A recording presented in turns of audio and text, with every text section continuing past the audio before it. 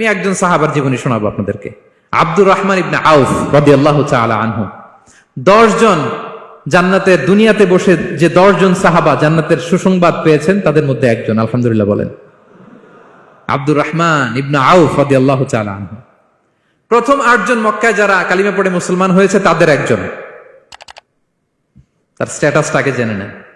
তো তিনি যখন মক্কা থেকে হিজরত করে মদিনায় গেলেন, মনে রাখবেন মক্কা থেকে যে সাহাবারা বাড়ি ঘর ছেড়ে হিজরত করেছে তাদেরকে বলে মহাজির, মানে হিজরতকারী সাহাবা। আর মদিনাতে যে সমস্ত সাহাবারা তাদেরকে রিসিভ করেছেন তাদেরকে বলে আল আনসার, মানে সাহায্যকারী সাহাবা। তো যারাই হিজরত করে মক্কা থেকে মদিনায় যেত, বিষ্ণু ইসলাম মদিনার কোন সাহাবীর সাথে তার ভাই পাতিয়ে দিতেন, আল মুআখাত, ব্রাদারহুড করে দিতেন, দায়িত্ব দিতেন যে তুমি এই সাহাবীকে দেখবে।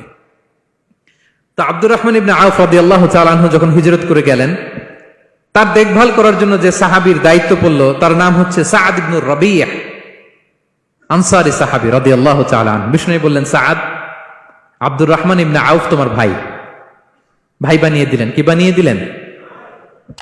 তুমি তাকে টেক কেয়ার করবে, সে হবে তোমার মেহমান। সুবহানাল্লাহ।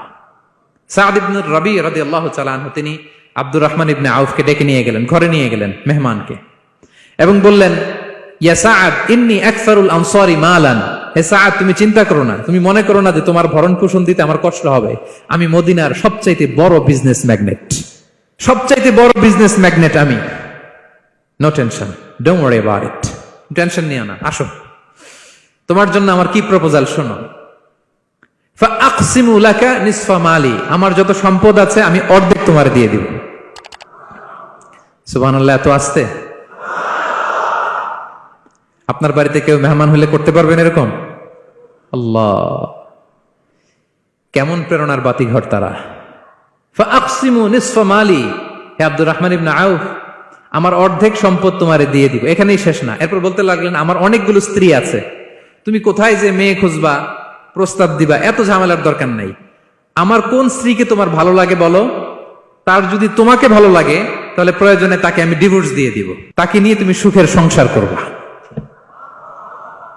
আল্লাহু আকবার, আল্লাহু আকবার। অর্ধেক সম্পদ দিয়ে দিব, আমার একাধিক স্ত্রী আছে, কাউকে যদি তোমার পছন্দ হয় এবং সেও যদি তোমাকে পছন্দ করে প্রয়োজনে তাকে ডিভোর্স দিব।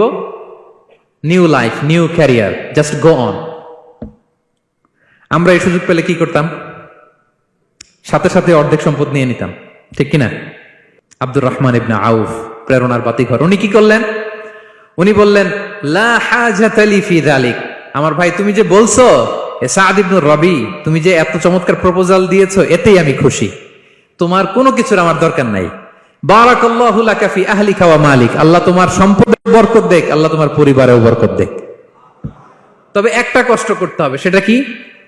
আব্দুর রহমান ইবনে আউফ বললেন, দুল্লানি ইলা সুক, just show me the way to market. মদিনার বাজারটা কোথায় এটা একটু দেখায় দাও। আমি নতুন মানুষ, পথঘাট চিনি না। দুল্লানি ইলা সুক, just show me the way to market of Medina. মদিনার বাজারটা কোন রাস্তা একটু দেখায় দাও।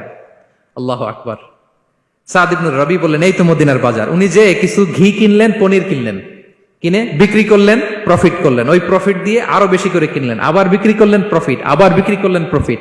এই কেনা বেচা করতে করতে 1-2 মাসের মধ্যে উনি মদিনার one of the biggest business magnate হয়ে গেলেন। আল্লাহু আকবার। কি হাড় ভাঙ্গা পরিশ্রমই না তারা করেছেন। একেবারে রেডি ক্যারিয়ার ছিল, গেলাম সবচেয়ে বড় বিজনেসম্যানের অর্ধেক সম্পত্তি পেয়ে গেলাম। He didn't accept the ready career, rather he made his own path with his own endeavor. নিজের চেষ্টায়, নিজের পরিশ্রমে, নিজের ঘাম ঝরিয়ে নিজের ক্যারিয়ার তৈরি করেছেন। চিল্লায় বলেন ঠিক কিনা? This is the biography of Abdul Rahman ibn Auf radiyallahu ta'ala.